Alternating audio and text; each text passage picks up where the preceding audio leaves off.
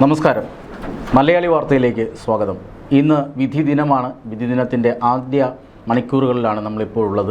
ഇന്നിപ്പോൾ ഈ വിധി ദിനത്തിൽ നമ്മോടൊപ്പം ആശയങ്ങൾ പങ്കുവയ്ക്കാനുള്ളത് ശ്രീ രാജേന്ദ്രൻ പന്തളമാണ്. നമസ്കാരം സർ. നമസ്കാരം. പോസ്റ്റൽ വോട്ടുകളുടെ ഒരു ഫലസൂചനകൾ വന്നു തുടങ്ങിയിരിക്കുകയാണ്. അതെ, LDF മുന്നിലാണ്, തൊട്ടു പിന്നിൽ UDF ഉണ്ട്. BJP ഏതാണ്ട് 2-3 മണ്ഡലങ്ങൾ ലീഡ് ചെയ്യുന്നുമുണ്ട്. എങ്ങനെയാണ് നമ്മൾ ഈ ആദ്യ മണിക്കൂറുകളെ വിലയിരുത്തുന്നത്? ഈ ആദ്യ മണിക്കൂറുകളെ വിലയിരുത്തുമ്പോൾ അസാധാരണമായിട്ട് നമ്മളൊന്നും കാണുന്നില്ല. ഇപ്പോൾ അസാധാരണമായിട്ട് കാണുന്നത് പോസ്റ്റൽ വോട്ടുകളാണിത്. അത്രയ്ക്കുള്ള പ്രാധാന്യമുള്ളത്. പോസ്റ്റൽ വോട്ടുകളിലെ ഭൂരിപക്ഷം കൊണ്ട് ആരും ഇവിടെ കേരളത്തിൽ ജയിച്ച ചരിത്രമില്ല. പോസ്റ്റൽ വോട്ടിൽ മുന്നിൽ നിൽക്കുന്നവർ സംസ്ഥാന തലത്തിലുള്ള ഭൂരിപക്ഷത്തിൽ പരാജയപ്പെടുന്നതായിട്ടും നമ്മൾ പലവട്ടം നമ്മൾ കണ്ടിട്ടുള്ളതാണ്. അപ്പോൾ ഇത് വലിയൊരു ആവേശമോ അല്ലെങ്കിൽ വലിയൊരു സംത്രാസമോ ഒന്നും പിരിമുറുക്കമോ ഉണ്ടാക്കേണ്ട ഒരു ആവശ്യമില്ല. പക്ഷേ നമ്മൾ മനസ്സിലാക്കേണ്ട ഒരു കാര്യമെന്ന് പറയുന്നത്, ഇവിടെ BJP ഉൾപ്പെടുന്ന NDA എന്ന് പറയുന്ന കക്ഷി 3 സ്ഥലങ്ങളിൽ ഈ പോസ്റ്റൽ ബാലറ്റിൽ തന്നെ ലീഡ് ചെയ്യും. അതൊരു അസാധാരണമായിട്ടുണ്ടായിട്ടുള്ള പ്രതിഭാസമാണ്. മറ്റ് ഒരു തെരഞ്ഞെടുപ്പിലും ഉണ്ടായിട്ടില്ലാത്ത ഒരു കാര്യമാണ്. അപ്പോൾ ഇതൊരു സൂചനയല്ല. നമ്മളിപ്പം സംസാരിക്കുന്നത് കഴിഞ്ഞ് 10 മിനിറ്റ് കഴിഞ്ഞാണ് പോസ്റ്റൽ ബാലറ്റ് കഴിഞ്ഞിട്ട് ശരിക്കുള്ള EVM ബാലറ്റിൽ പോൾ ചെയ്യപ്പെട്ട വോട്ടുകളിലേക്കുള്ള കൗണ്ടിങ്ങുകൾ ആരംഭിക്കുക. ആ സമയത്താണ് അപ്പോഴും ഒരു മണിക്കൂർ കഴിഞ്ഞ് അതിൻ്റെ സൂചന നമുക്ക് കിട്ടുകയുള്ളൂ. അപ്പോൾ ഇത് സൂചനയുടെ ഒരു സൂചനയായിട്ട് കണക്കാക്കാമെങ്കിൽ NDA എന്ന് പറയുന്ന കക്ഷി 3 സീറ്റുകൾ നേടുമെന്ന് പറഞ്ഞ എക്സിറ്റ് പോൾ ഫലങ്ങൾ യാഥാർത്ഥ്യമാകുന്നതിൻ്റെ ഒരു ലക്ഷണമാണ്. അതുപോലെ തന്നെ നമ്മൾ ഈ പോസ്റ്റൽ ബാലറ്റിൽ വെച്ചൊരു പ്രവചനം നടത്തുകയാണെങ്കിൽ, ഒരു അംശീപുലാക ന്യായം എന്ന് പറഞ്ഞുണ്ടല്ലോ, നമ്മൾ ചോറ് വെന്തോ എന്ന് നോക്കാൻ വേണ്ടി ചോറ് മുഴുവൻ നോക്കാറില്ല. അതിൽ ഒരു ചോറ് മാത്രം എടുത്തിട്ട് അത് പകുതി വെന്തതാണോ മുഴുവൻ വെന്തതാണോ നോക്കുന്ന പോലെ നോക്കുകയാണെങ്കിൽ ഇപ്പോൾ UDF മുമ്പിലെത്തും, അവർ ഭരണം കൈയാളും. അതുപോലെ തന്നെ LDF 2ാം സ്ഥാനത്ത് പ്രതിപക്ഷമായിട്ട് തുടരാനേ നിവൃത്തിയുള്ളൂ. ഇതിൻ്റെ ഒരു ഇമ്പാക്റ്റ് എന്ന് പറഞ്ഞാൽ, ഇവിടെ ഇപ്പോൾ ഭരണം നഷ്ടപ്പെടുകയാണെങ്കിൽ, ഇനിയും തട്ടിയും മുട്ടിയൊക്കെ പോവുകയാണെങ്കിലും ഒരു 5 വർഷം കൂടി ഗവൺമെൻറ് ഒരു കുടുംബത്തിലാവാനും വഴക്കും കശവിശയും ഒക്കെ ഉണ്ടായി ഇങ്ങനെ ഗവൺമെൻറ് കാലാവധി തികയ്ക്കുകയാണെങ്കിൽ പിന്നെ ഒരു 5 വർഷം കഴിഞ്ഞാൽ അപ്പോഴത്തേക്കും പിണറായി വിജയൻ എന്ന് പറയുന്ന കമ്മ്യൂണിസ്റ്റ് പാർട്ടിയുടെ ഏറ്റവും അംഗീകാരമുള്ള ഇപ്പോഴത്തെ നേതാവിൻ്റെ പ്രായം 86 ആവും. പിന്നെ ആ പ്രായത്തിലും നമ്മുടെ മുൻ മുഖ്യമന്ത്രി VS അച്യുതാനന്ദൻ ഊർജ്ജസ്വലമായിട്ട് പ്രവർത്തിച്ചിരുന്നു എങ്കിലും പിണറായി വിജയൻ്റെ ശാരീരികാവസ്ഥ എന്ന് പറയുന്നത് അങ്ങനെയുള്ളതല്ല. അതുകൊണ്ട് തന്നെ പിന്നെ കമ്മ്യൂണിസ്റ്റ് പാർട്ടിയെ സംബന്ധിച്ചിടത്തോളം ഒരു നേതാവ് അതുപോലെ ഇല്ല എന്നുള്ളതാണ് സത്യം. അപ്പോൾ വാസ്തവത്തിൽ പിണറായി ഇനി UDF യുഗമായിരിക്കും. UDF യുഗമല്ല, അങ്ങനെയല്ല വരാൻ പോകുന്നത്. NDA പ്രതിപക്ഷമാകാനാണ് സാധ്യത. കാരണം പിണറായി തീരുന്നതോടുകൂടി വലിയൊരു വ്യക്തിപ്രഭാവവും അദ്ദേഹം അടിച്ചമർത്താനുള്ള അസാധാരണമായ കരുത്തും ഒക്കെയുള്ളൊരു നേതാവ് തന്നെയായിരുന്നു, കരുത്തുള്ള നേതാവ് തന്നെയായിരുന്നു. അതുപോലെ വേറൊരാളില്ല, ഒരു 2ാം നിര നേതാവുമില്ല, 3ാം കിട നേതാവ് ആരെ? TP രാമകൃഷ്ണനോ ME ഗോവിന്ദനോ ആരായിരിക്കുന്നത്? MA ബേബിയോ? ഒന്നും വഴികയില്ല എന്നുള്ള ഒരു സത്യം അവശേഷിക്കുന്നുണ്ട്. പ്രീണനം കൊണ്ടൊന്നും പ്രയോജനമില്ലെന്നാണ് ഈ തെരഞ്ഞെടുപ്പ് തെളിയിക്കുന്നതും. വളരെ പ്രധാനപ്പെട്ടാണ്. ആ പ്രീണനം കൊണ്ടും രക്ഷയില്ല എന്ന് പറഞ്ഞു കഴിഞ്ഞാൽ എന്താ അതിൻ്റെ അർത്ഥം? കടുംവെട്ട് വെട്ടിയിട്ടും റബ്ബർ പാല് കിട്ടുന്നില്ലെന്നാണ് അതിൻ്റെ അർത്ഥം. കടുംവെട്ട് വെട്ടിയിട്ടും. അപ്പോൾ അങ്ങനെ വരുമ്പോൾ അത് ആശങ്കാജനകമാണ് CPMൻ്റെ സ്ഥിതി. എനിക്ക് തോന്നുന്നത് CPMന് പിന്നൊരിക്കലും ഇവിടെ അധികാരത്തിൽ വരിക എന്ന് പറയുന്നത് ക്ഷിപ്രസാധ്യമാവുകയില്ല. ഒരു ബംഗാൾ തന്നെ ആയിട്ട് കേരളവും മാറും. അങ്ങനെ വരുമ്പോൾ അതിൻ്റെ വലിയൊരു ലാർജർ ഇമ്പാക്റ്റ് എന്ന് പറയുന്നത്, ഇന്ത്യയിൽ ഒരിടത്ത് പോലും കമ്മ്യൂണിസ്റ്റ് പാർട്ടി അധികാരത്തിലില്ലാത്ത ഒരു സ്ഥിതിവിശേഷത്തിലേക്ക് വരുന്നു. അത് ഞാൻ സന്തോഷിച്ചിട്ട് പറയുകയല്ല, ആ സ്ഥിതിവിശേഷത്തിൽ അവരതിനെ കൊണ്ട് എത്തിച്ചു എന്നുള്ളതാണ്. അങ്ങനെ കമ്മ്യൂണിസ്റ്റ് പാർട്ടിയായിട്ട് നിലനിൽക്കുന്നില്ല. പ്രീണനം കൊണ്ട് അതിന് നേട്ടം ഉണ്ടാവുന്നില്ല. ഒരു രക്ഷയില്ലാത്ത ശക്തമായ PR വർക്ക്, ഗവൺമെൻറ് മെഷീനറിയുടെ ഒരു സപ്പോർട്ട്, ഇതെല്ലാം ഉണ്ടായിരുന്നിട്ടും അവർക്ക് ഭരണവിരുദ്ധ വികാരത്തെ മറികടക്കാൻ സാധിച്ചിട്ടില്ല. ഇപ്പുറത്ത് UDFനാണെങ്കിൽ അത്ര കണ്ട് എക്സിറ്റ് പോൾ ഫലങ്ങളനുസരിച്ച് അത്ര കണ്ട് ഭരണവിരുദ്ധ വികാരം മുതലാക്കാനും സാധിച്ചിട്ടില്ല എന്ന് കാണുന്നില്ലേ? അത് ശരിക്കും UDFൻ്റെ ഒരു മുതലാക്കാൻ സാധിച്ചിട്ടില്ലെന്നുള്ള 100% സത്യമാണ്. അവർ വിചാരിച്ചത് ഭരണവിരുദ്ധ വികാരം എങ്ങനെങ്കിലും പിണറായി ഗവൺമെൻറ്റിൻ്റെ ഭരണമൊന്ന് അവസാനിപ്പിക്കണം എന്നുള്ളത് മാത്രമായിരുന്നു. പാർട്ടിയെ കേന്ദ്രീകരിച്ചും പാർട്ടി അംഗങ്ങളെ കേന്ദ്രീകരിച്ചും ഉള്ള ഒരു ഭരണമായിരുന്നു അത്. കിഫ്ബി, അതുപോലെ തന്നെ പോലീസിനെ കയ്യേറ്റം ചെയ്യുന്ന ധാർഷ്ട്യം, അഹങ്കാരം, പിണറായി വിജയൻ്റെ വാക്കുകളിലെ ആ അഹങ്കാരം, ഇതിനൊക്കെ എതിരെയുള്ള പ്രതികരണം. സർവോപരി ശബരിമലയിലെ കൊള്ള, അതിൽ ഉൾപ്പെട്ടിട്ടുള്ള CPMക്കാരായിട്ടുള്ള നമ്മുടെ സാമാജികന്മാരുൾപ്പെടെയുള്ള മന്ത്രിമാരുൾപ്പെടെയുള്ള നേതാക്കൾ. അപ്പോൾ അതെല്ലാം കൂടി ഒരു വലിയ വികാരം കേരളത്തിലുണ്ടാക്കിയിട്ടുണ്ട്. പ്രത്യേകിച്ചും കേരളത്തിലെ ഏറ്റവും വലിയ ഹിന്ദു പാർട്ടിയാണ് CPM.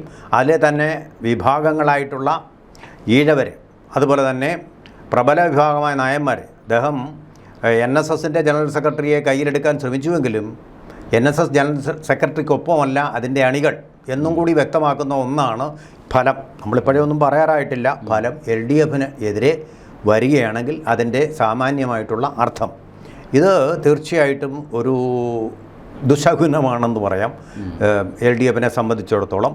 ഇപ്പോൾ ഈ പോകുന്ന പോക്ക് നോക്കുമ്പോഴും ആ രീതിയിലാണ് ഈ കാര്യങ്ങളൊക്കെ ചലിച്ചുകൊണ്ടിരിക്കുന്നത് ഈ നിമിഷം വരെ. പോസ്റ്റൽ വോട്ടിൽ ലഭിക്കുന്ന കണക്കനുസരിച്ച് UDFന് കേവല ഭൂരിപക്ഷം കടന്നു കഴിഞ്ഞു. 72 സീറ്റിലേക്ക് UDF മുന്നേറുന്നു. NDA 4 സീറ്റിലേക്ക് വന്നിരിക്കുന്നു എന്നുള്ളതാണ്. നേമം, തൃശ്ശൂർ, അപ്പോൾ കഴക്കൂട്ടം, മഞ്ചേശ്വരം ഇവിടെയൊക്കെയാണ്.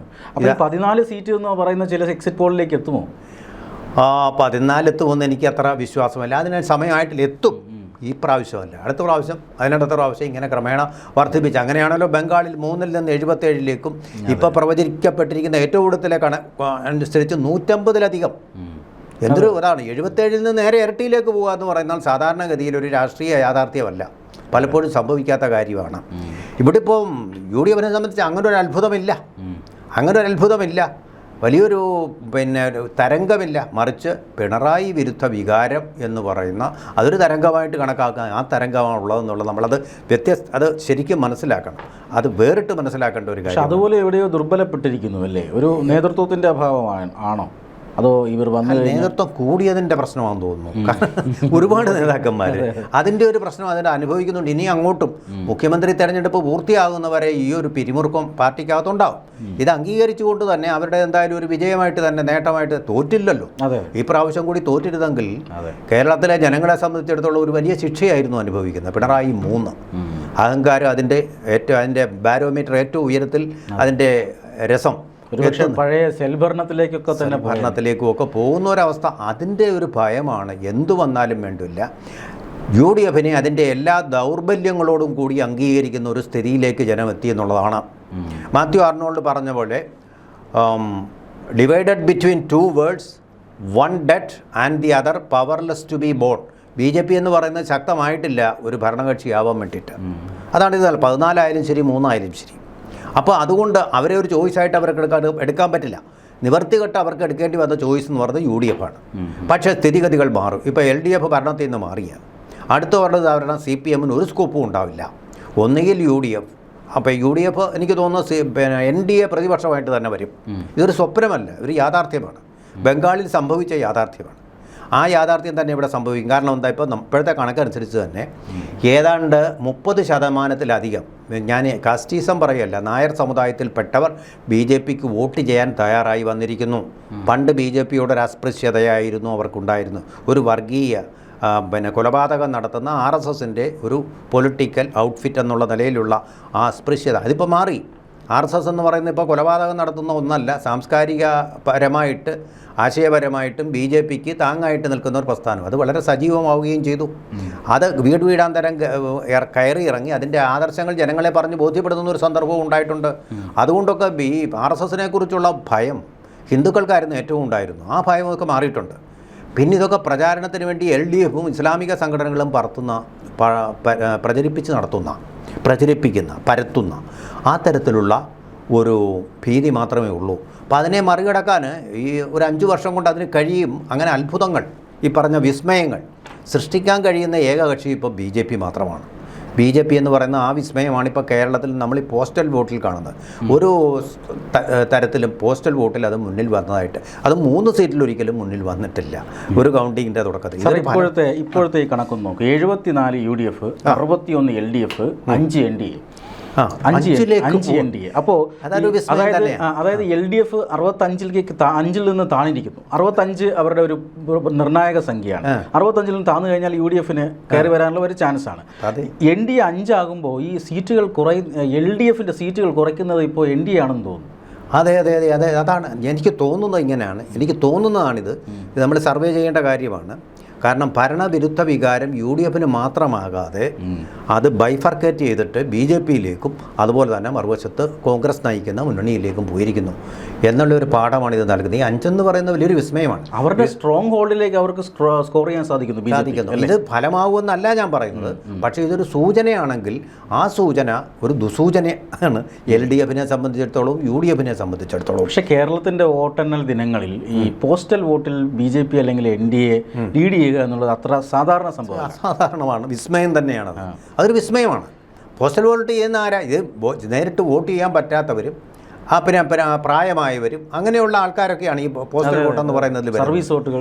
സാധാരണ നമ്മൾ മനസ്സിലാക്കിയിട്ടുള്ളത് ന്യൂജൻ ജെൻ സി അവരൊക്കെയാണ് BJPക്ക് വോട്ട് ചെയ്യുന്നതെന്നാണ് നമ്മൾ പഠിച്ചിരിക്കുന്നത്. ഏറ്റവും പ്രായമായവരും അതുപോലെ തന്നെ പ്രവാസികളായിട്ടുള്ള ആൾക്കാർ അവരുണ്ടെങ്കിൽ, പ്രവാസികൾക്ക് അങ്ങനെ വോട്ട് അനുവദിച്ചിട്ടില്ല, അങ്ങനെയുള്ള അതുപോലെ തന്നെ ഔദ്യോഗികമായിട്ട് ഈ ചടങ്ങുകളിൽ പങ്കെടുത്തുകൊണ്ട് വോട്ട് ചെയ്യാൻ പറ്റാതെ വരുന്നവർക്കും ആണ്. അതിൽ തന്നെ എല്ലാം പോൾ ചെയ്യപ്പെട്ടില്ല. അവിടെ തന്നെ ഇങ്ങനെയൊരു നേട്ടം BJPയുടേതെന്ന് പറയുമ്പോൾ ഇപ്പോഴും അവർക്ക് ശുഭപ്രതീക്ഷയോടുകൂടി ഇത് കണ്ടുകൊണ്ടിരിക്കാം എന്നുള്ളത് മാത്രം. അതൊക്കെ പറയാൻ പറ്റും. ഇതെല്ലാം സീറ്റുകളായി വരണം, ചിലപ്പോൾ 0-ത്തിലായിരിക്കും അവസാനിക്കുന്നത്. പക്ഷേ ഒരു വിസ്മയം, തുടക്കത്തിലൊരു വിസ്മയം അവരുണ്ടാക്കി എന്നുള്ളത് നമുക്ക് നിഷേധിക്കാൻ പറ്റാത്ത യാഥാർത്ഥ്യമായിട്ട് അവശേഷിക്കുന്നു. എന്തായാലും പോസ്റ്റൽ വോട്ടുകളുടെ എണ്ണുന്ന ഒരു സമയമാണ്. നമുക്ക് സാർ കൂടുതൽ അപ്ഡേറ്റുകളുമായി നമുക്ക് തീർച്ചയായിട്ടും. ഇപ്പോഴത്തെ ഏറ്റവും പുതിയ കണക്കനുസരിച്ച് 71 UDF, 64 LDF, 5 NDA എന്ന് പറയുന്നത്. ഇത് പറഞ്ഞു കഴിയുമ്പോഴത്തേക്ക് ഇത് മാറിക്കൊണ്ടിരിക്കുന്നു. അതെ, മാറിക്കൊണ്ടിരിക്കും. ക്ഷണപ്രഭാ ചഞ്ചലം എന്ന് പറയുന്നത്. അതെ, എന്തായാലും ആദ്യ റൗണ്ടിൽ, അതായത് നമ്മൾ ആദ്യ റൗണ്ട് ഇരിക്കുമ്പോൾ BJP വിസ്മയിപ്പിച്ചു, നമ്മളെയും കൂടി വിസ്മയിപ്പിച്ചു. UDFന്റെ മുൻതൂക്കം അത്ര തിളക്കമുള്ളതല്ല. പന്തലിട്ടതിന് വെറുതെ ആവുമോ എന്നുള്ളതാണ്. ലഡ്ഡു കിട്ടാതെ വരുമോ എന്നുള്ള ഒരു ആശങ്കയും കൂടെ നമ്മൾ ഉണ്ടാകുന്നു. ലഡ്ഡുവും പായസവും ഒക്കെ റെഡിയാക്കി വെച്ചിരിക്കുകയാണ് ഇവിടെ. പടക്കങ്ങൾ പൊട്ടിക്കാൻ വെച്ചിട്ട്, അത് BJPക്കാണ് പറ്റിയ പടക്കങ്ങൾ കരുതി വെച്ചിരുന്നു രാജഗോപാലിൻ്റെ ജയത്തിന് വേണ്ടി.